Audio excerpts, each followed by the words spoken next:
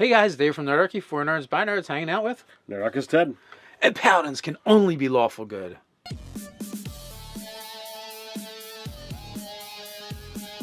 Jump down the description below where you can sign up for Nerdarchy, the newsletter, get weekly gaming tips, as well as learn how to game with Nerdarchy. All right, so we had a request to do a video response to Andrew Armstrong, DawnForgedCast, Paladins are lawful good. And, basically, he pulls out the PHP PDF and highlights the area where it literally says under lawful good, gold dragons, dwarves, and paladins. Well, if you pull out this book, yes, there is a section under alignment that says that. And if we were playing second edition where there were alignment requirements, restrictions, or even third edition still had them. Right. No. You had the Druid, you had to be some form of neutral. Mm-hmm. Paladin, you had to be lawful good.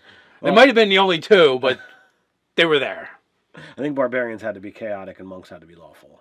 Oh, that may be as well. Or it could have even been like any non-chaotic or any non-lawful. Mm-hmm. With each edition, they were slowly getting away from alignment restrictions. But this is 5th edition, and while that's a suggestion that's there, I would say not even a suggestion. I think of them as examples. So I would say many paladins, or some paladins, or a great majority of paladins can be lawful good. In no way, shape, or form do I see that as saying every paladin has to be lawful good. Therefore, as a player, this is an unwritten alignment requirement. Well, so here's the thing, right? I do agree with Andrew in the sense that the way it's worded could have been done better. Mm-hmm. Like, they could have been like many or most paladins are lawful good. Right.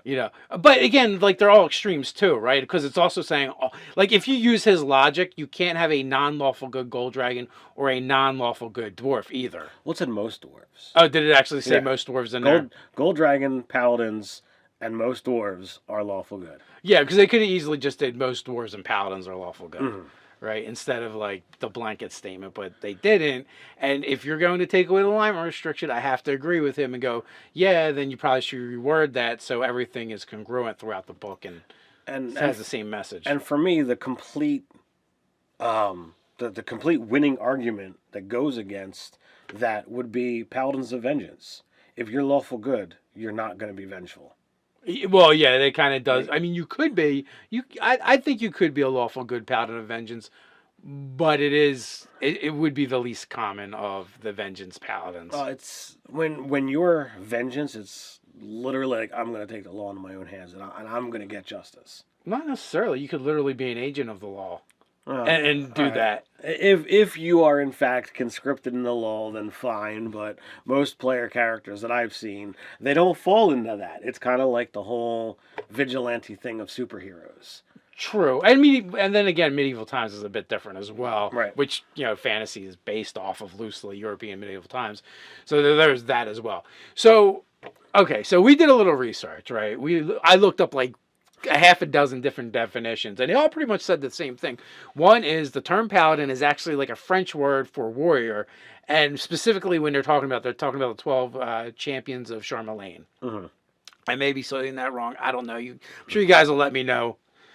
But said a trusted military leader or a champion of a cause. Yep. Some of them said champion of a noble cause. Some of them said chivalrous and noble warrior or knight. So there was definitely nothing said lawful good, by the way.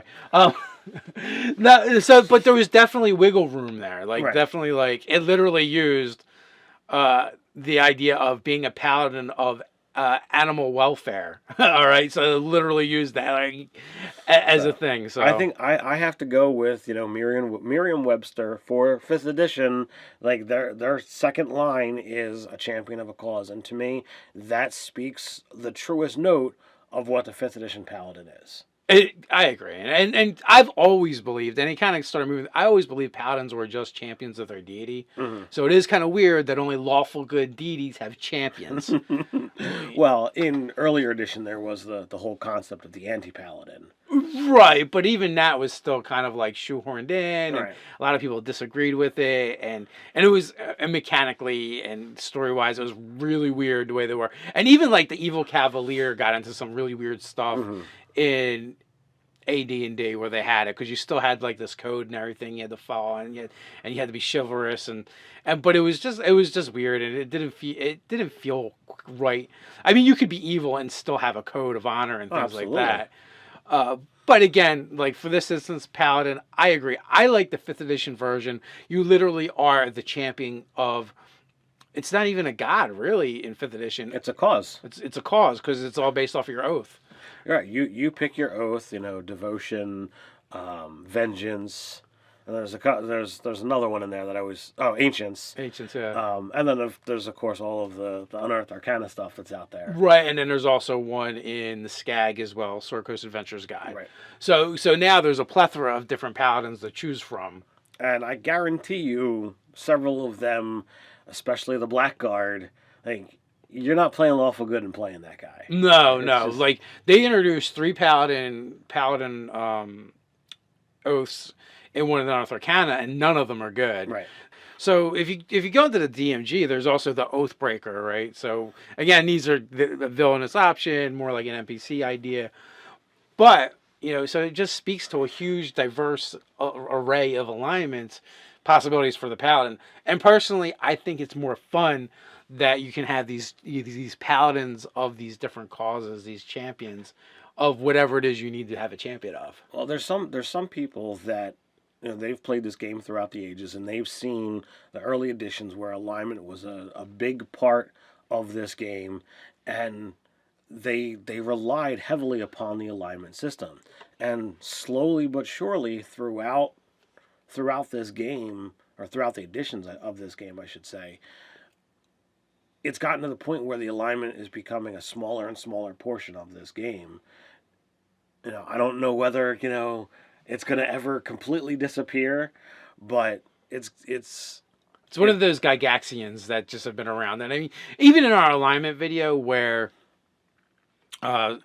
Scott, Nate, and intern Kyle were talking, Scott brought up a really valid point and interesting point of, in the earliest editions of the game, there was literally an alignment language. Like, if you could speak Lawful Good, and, the idea was that people from different places would be able to communicate with each other, but then they kind of ruined it anyway by giving everyone common, and so they kind of, like, speak the same language anyway. But that was definitely, like, a weird thing, like, it became this, like, every alignment had its own secret language. Right. In essence. So, if you're a Lawful Good and a peasant, you could literally talk to the Lawful Good Celestial, because you guys would share the Lawful Good language, which is weird. It's like very Gygaxian, and but I can definitely see how people are kind of stuck in that mindset of what a paladin is. But if you really look, and historically, and the definition, it really does say, well, no, not really. This is what the definition has become in D&D. And also, not only that, like if you look at the Urban Dictionary, that's where you actually get the D&D-ish type definitions. Mm-hmm. But any like legitimate dictionary that you look at, it's not going to be anywhere near that. Right. Like the closest you get is they'll say things like chivalry and noble cause, right? Mm-hmm. So obviously, that's noble means good, in my opinion. Mm-hmm. Chivalry tends to mean you play by a certain amount of rules, or at least have a code. But neither of them absolutely say lawful good. Right. Like you could, neutral good, chaotic good could kind of fit in there too. So that right there, that kind of breaks the argument as well. I mean, you've also pointed out there is a rule somewhere in the DMG saying, basically it's like rule 0, and that is whatever the GM wants to change, he can change for his game, or for the players for that game for that matter too, as long as you guys all agree on the table on like how you're going to play the game. Right, and if you want to create your world as a DM, and you want to say, in my world, I'm only allowing these archetypes of paladin, these oaths. You must be Lawful Good because that's what paladins are. That's fine. If you don't got a 17 charisma, fuck off. Well, that's the old paladin. Yeah, like it was so hard to be a paladin back in the day. That 17 charisma was a killer, and I think they had a couple other stat requirements as well. Oh, they had them all. I mean, intelligence and dex were the only ones they didn't have requirements for. Yeah, and the other ones were like 13s and 14s, but that 17 dex was brutal. 17 charisma. 17 charisma was brutal. But so like I said, if you want to run that kind of world, that's fine. That's your game, your table, by all means. But 5th edition, they continue to put out the rule set, or they continue to talk about that it's your table, your rules, it's your game. They're trying to put as few restrictions as possible. I mean, heck, even the multi-classing system drastically changed from 3rd edition. Now there's no XP penalty for having levels that are, split and whatever have you. It's extra work that nobody wants to do. So it's streamlined. They streamlined. They took out like the extra mathy stuff. But yeah. So the question is, in your game, Paladins, are they lawful good or lawful whatever, or no restrictions, or you don't even use Paladins? I don't know. Let us know in the comments below. While you're at it, like, share, and subscribe. You can hang out with us over on Facebook. So until next time, stay nerdy.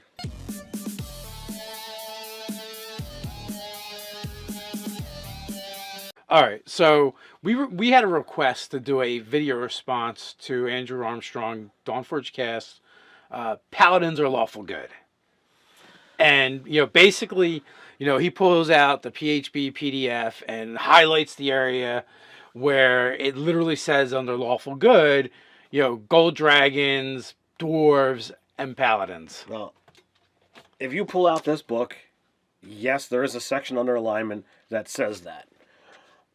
And if we were playing 2nd edition where there were alignment requirements, restrictions, or even 3rd edition. 3rd edition still had them. Right. Well, you had Druid, you had to be some form of neutral. Mm-hmm. Paladin, you had to be lawful good. Well, they might have been the only two, but they were there. I think barbarians had to be chaotic and monks had to be lawful. Oh, that may be as well. Or it could have even been like any non-chaotic or any non-lawful. Mm-hmm. With each edition, they were slowly getting away from alignment restrictions. But this is 5th edition, and while that's a suggestion that's there, I would say not even a suggestion. I think of them as examples. So I would say many paladins are... Hey guys, Dave from Nerdarchy, for nerds by nerds, hanging out with Nerdarchy's Ted. And paladins can only be lawful good.